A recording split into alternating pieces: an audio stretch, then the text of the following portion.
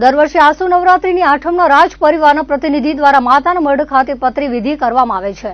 મંગળવારે પતરી વિધિ યોજવામાં આવશે ત્યારે પરંપરા પ્રમાણે રાજ પરિવારના પ્રતિનિધિ એવા મહારાવ હનુવંતસિંહજી દ્વારા આઈના મહેલમાંથી ચામર યાત્રા શરૂ કરવામાં આવી હતી.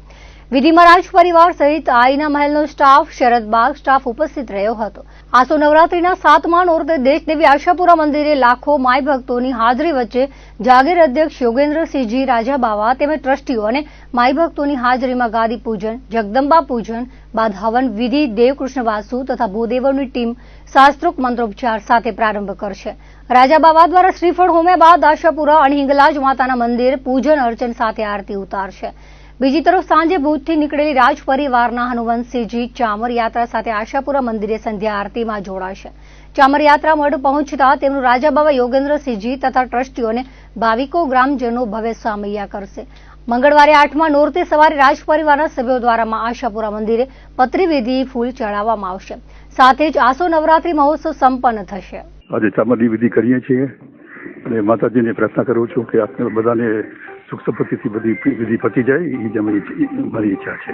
આ માતાજીને બે અંગ કહેવાય છે અને હું માતાજીને પ્રાર્થના કરું છું આપણા બધા તરફથી કે લોકોમાં ભાઈચારો રહે, દેશમાં પ્રગતિ રહે અને દુનિયામાં સંપત્તિ અને શાંતિ રહે.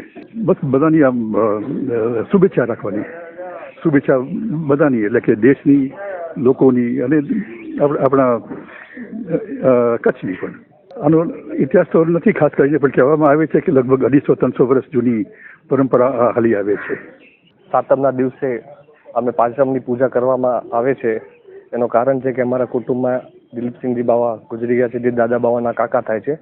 એના કારણે અમને શોખ લાગેલો હતું, જેથી કાલે શોખ પૂરું થઈ ગયું છે અને આજે અમે આ પાંચમની પૂજા કરીએ છીએ.